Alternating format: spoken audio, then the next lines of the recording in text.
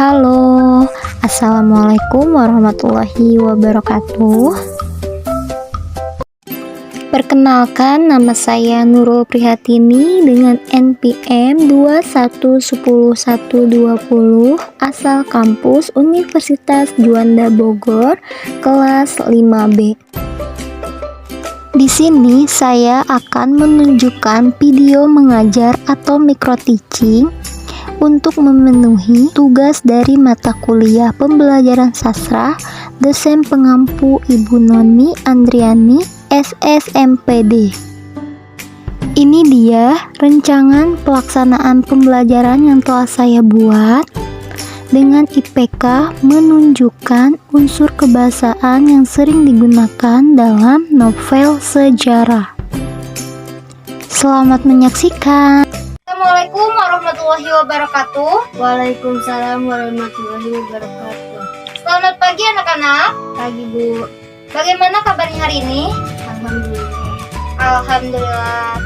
Oke anak-anak, sebelum kita mulai pembelajaran, kita berdoa terlebih dahulu ya, agar pembelajaran hari ini bisa berjalan dengan lancar tanpa ada hambatan apapun. Silahkan dipimpin oleh ketua kelasnya.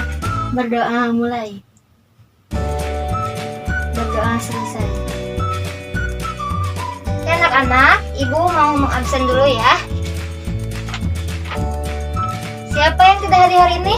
Tony Bu. Tony. Kenapa dia? Sakit demam Bu. Oh, sakit demam. Tony aja yang tidak masuk, ada lagi? Sama Siska. Oh, sama si Siska. Siska mana? Purwakarta Bu.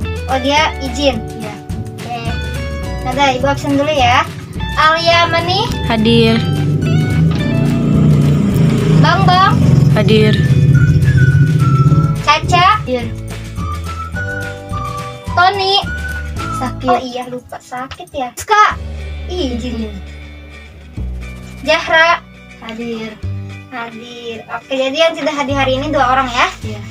Baiklah anak-anak, sekarang kita langsung ke materi hari ini.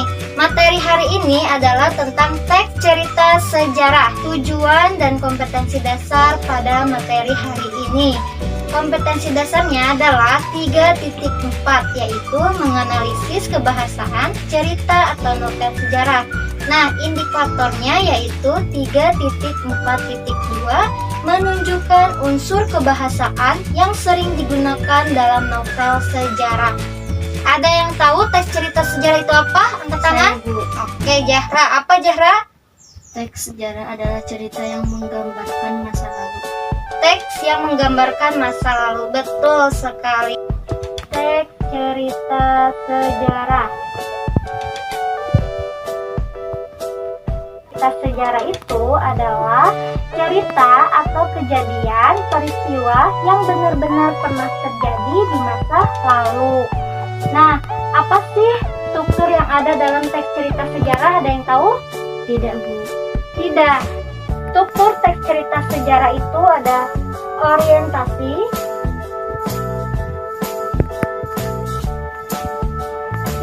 lalu ada insiden, dan ada reorientasi.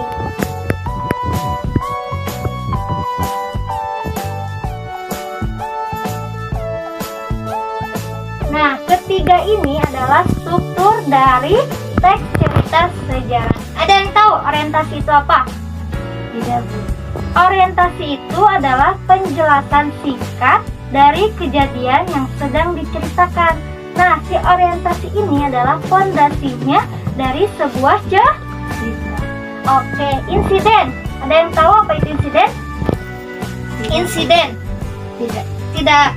Jadi, insiden itu adalah urutan kejadian, kronologi peristiwa sejarah yang berlangsung. Terus ada reorientasi. Ada yang tahu? Tidak. Nih, lihat, karena di sini ada 3, berarti reorientasi itu adalah akhir dari sebuah cerita. Oke, dari sini ada yang ditanyakan? Tidak. Tidak. Nah, sekarang kita lanjut ke unsur kebahasaan teks cerita sejarah yang sering digunakan. Ada apa aja? Ada yang tahu unsur kebahasaannya? Nah, anak-anak, dalam teks cerita sejarah itu ada unsur kebahasaannya yang sering digunakan, yaitu ada 4. Yang pertama ada promina, yang kedua ada frasa adverbial, yang ketiga ada verba material, dan yang keempat ada konjungsi. Nah, catat ya. Ya. Yang pertama ada promina, yang kedua ada frasa adverbial, yang ketiga ada verba material, dan yang terakhir ada konjungsi temporal.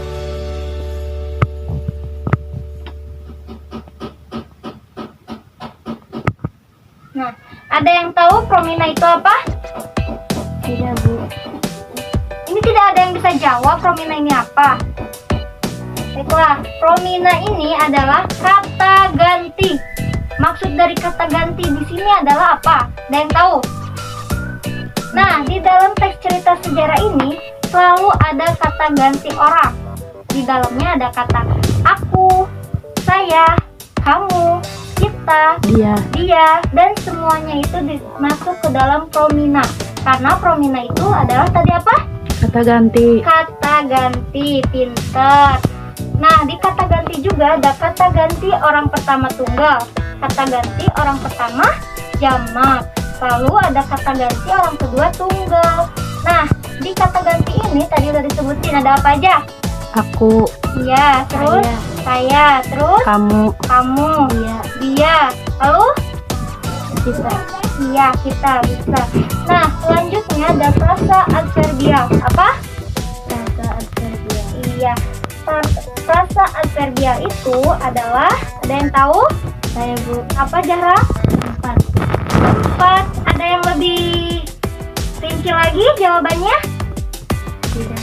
Tidak. Jadi, frasa adverbial itu kata yang menggambarkan suatu kejadian atau peristiwa berupa waktu dan tempat. Maksudnya apa, Bu? Di frasa adverbial itu selalu ada tempatnya di mana. Saya menceritakan sejarah tentang Bogor, berarti tempatnya di Bogor. Nah, waktunya kapan? Pada zaman dahulu, pada tahun segini sekian. Nah, itu dimasuk ke dalam frasa adverbial. Nah, selanjutnya unsur kebahasan yang ketiga ada verba Material. Apa sih verba material? Ada yang tahu? Verba material adalah Kegiatan fisik. Maksudnya gimana, Zahra? Verba material itu adalah suatu kegiatan fisik. Nah, maksud dari kegiatan fisik itu kayak kita sendiri sedang membaca, melempar, atau membeli. Nah, itu kegiatan-kegiatan yang ada di dalam cerita itu dimasukkan ke dalam verba material. Dan yang terakhir ada konjungsi temporal. Ada yang tahu? Ada yang tahu? Siapa? Saya, Bu. Apa, Lia? Kata sambung. Kata sambung, lebih tepatnya yaitu urutan peristiwa. Nah, dalam urutan peristiwa itu selalu ada kata setelah. Terus ada lalu, kemudian ada apa lagi? Setelah, Selanjutnya. lalu, kemudian selanjutnya. Nah, dari keempat ini adalah unsur kebahasaan yang sering digunakan dalam cerita sejarah. Nah, agar kalian lebih paham, Ibu akan menunjukkan sebuah video tentang teks cerita sejarah. Kalian simak ya baik-baik video tersebut. Nah, anak-anak, di sini Ibu sudah ada video tentang asal muasal nama Indonesia. Jadi, asal muasal nama Indonesia juga ini termasuk ke dalam teks cerita sejarah. Karena tadi apa teks cerita sejarah itu? Cerita sejarah adalah cerita yang menggambarkan masa lalu. Iya, cerita yang menggambarkan masa lalu. Jadi kita harus tahu asal muasal nama Indonesia itu berawal dari mana aja. Tadi udah dijelaskan ya. Unsur kebahasannya ada 4: promina, frasa adverbial, verba material, dan konjungsi temporal. Nah, kalian sekarang simak video tersebut.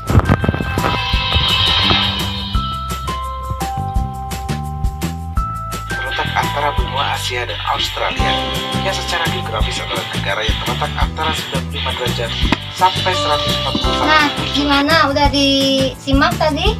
Tidak, Bu. Tadi tentang apa videonya? Asal muasal Indonesia. Iya, asal muasal nama Indonesia. Nah, sekarang Ibu ada tugas. Di sini ada teks cerita sejarah. Nah, tolong bagikan Zahra. Nah, setelah kalian berkelompok, coba kalian bacakan teks cerita sejarah itu, lalu kalian cari unsur kebahasaan dari teks cerita sejarah itu. Bisa? Bisa, Bu. Bisa. Ada yang mau ditanyakan? Udah paham? Jadi kalian baca dulu teks cerita itu, lalu kalian cari unsur kebahasaannya apa aja dan tulis unsur kebahasaan yang pertama ini apa. Tulis, oke? Bisa? Nah, setelah selesai, kalian nanti salah satu anggota atau ketuanya maju ke depan untuk mendeskripsikannya ya. Oke, bisa? Silahkan dikerjakan. Sudah? Sudah. Oke, sekarang coba perwakilan dari kelompoknya atau ketua kelompoknya maju ke depan untuk mendeskripsikan hasil dari yang tadi sudah dikerjakan bersama kelompoknya. Silahkan, siapa yang mau duluan maju ke depan? Bu. Oke, boleh, Zahra. Silahkan Zahra untuk mempresentasikan hasil diskusi bersama kelompoknya. Yang termasuk orientasi pada teks cerita sejarah Sunda, yaitu Kerajaan Sunda terletak di daerah Jawa Barat sekarang.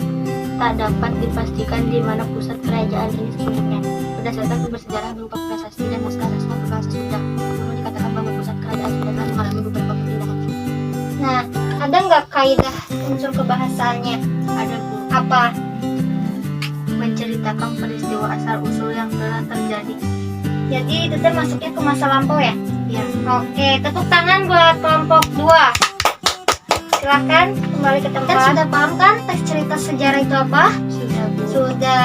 Nah, di dalam teks cerita sejarah juga kita ada teks cerita sejarah pribadi. Jadi maksud dari teks cerita sejarah pribadi itu adalah teks yang berhubungan dengan pribadi kalian.